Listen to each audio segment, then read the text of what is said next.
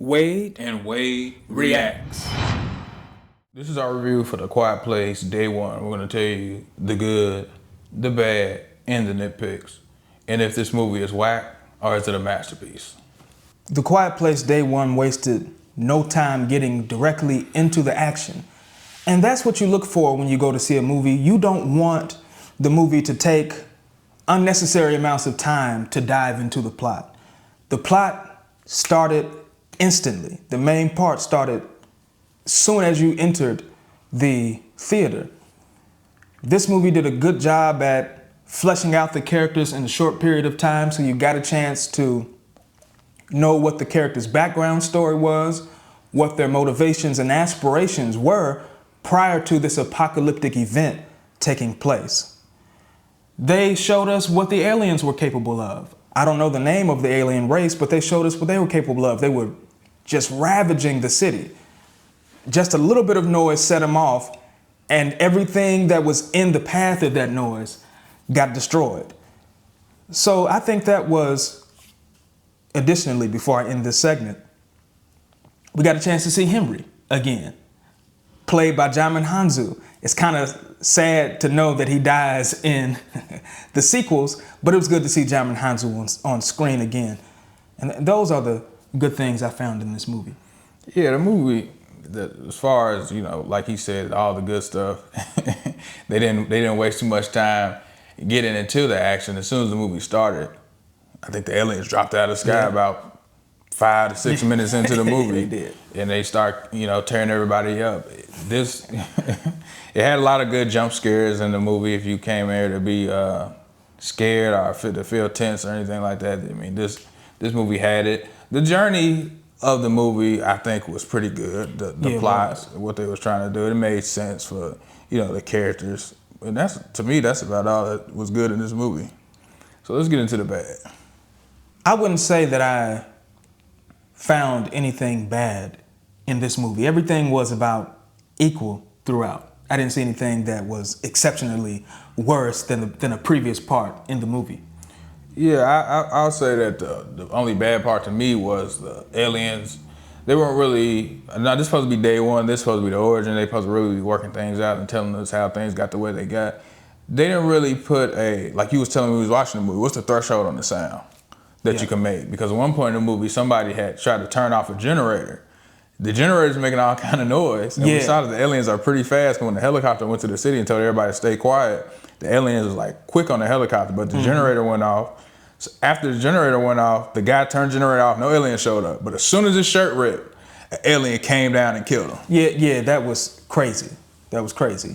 You would think that as soon, because the generator was going off for at least 30 seconds. No alien showed up, but like you said, as soon as he ripped his shirt, that little noise, he looked like he knew they were gonna come and get him. Yeah, so that's a good one. That's a good point. Yeah, and that's about all I had for the bad, because the movie, I guess most of the gripes I had with the movie goes into the nitpick category.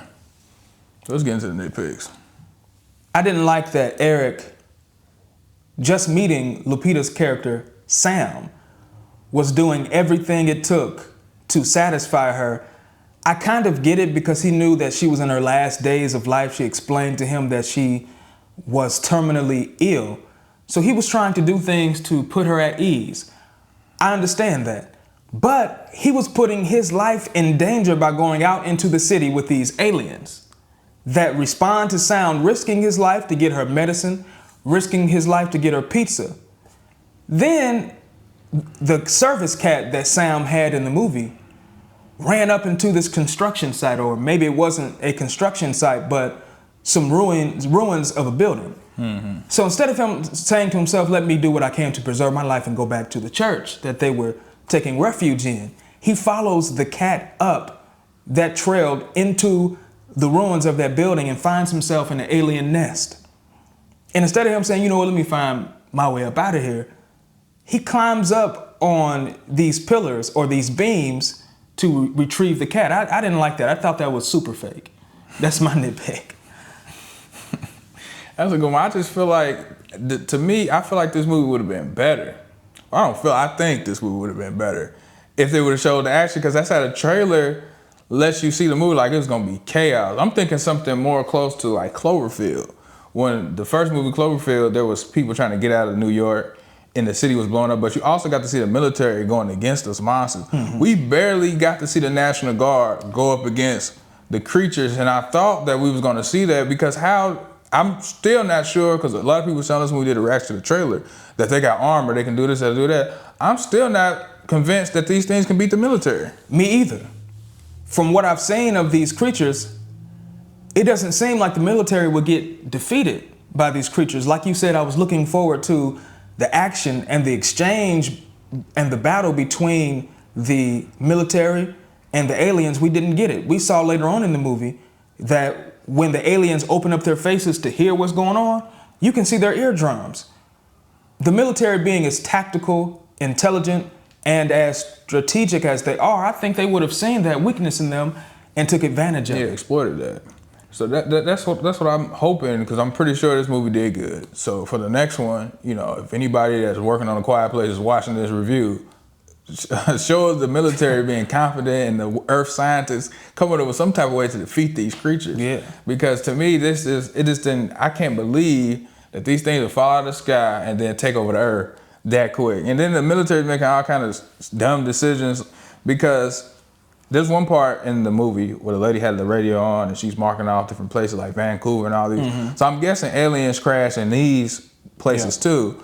So why did they blow up the bridges? If they're all over America, what did you do for Vancouver and all these other places? Did you quarantine these? And how? If this place is, you know what I'm saying? If the other places don't have bridges to, because you know, the 5 boroughs in New York, they got bridges to connect each of them to the mainland, right? So they blew up the bridge. But what about the places in the mainland? Yeah, what about the Midwest? Yeah, and all these other places. When I looked at the movie, it made sense why they blew up the bridges, because these aliens were spreading fast and laying eggs. But when you bring up the point that not every city and state is connected by bridges, therefore the aliens can freely travel and nest and reproduce, that didn't really make any sense. Yeah, and another thing too, if bullets don't work and missiles, which I'm pretty sure we got some stuff powerful enough to pierce them shells, why not biological warfare? Poison. I think that would be the next logical thing.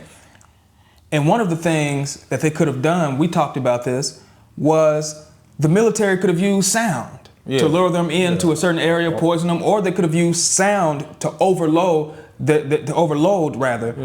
eardrums and take them out that way. Yeah, the sound sensor. But from a scale of whack to masterpiece, where do you place this movie?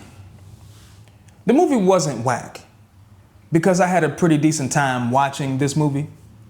Had a pretty good time. I enjoyed the performance of the actors. They were really convincing in their roles.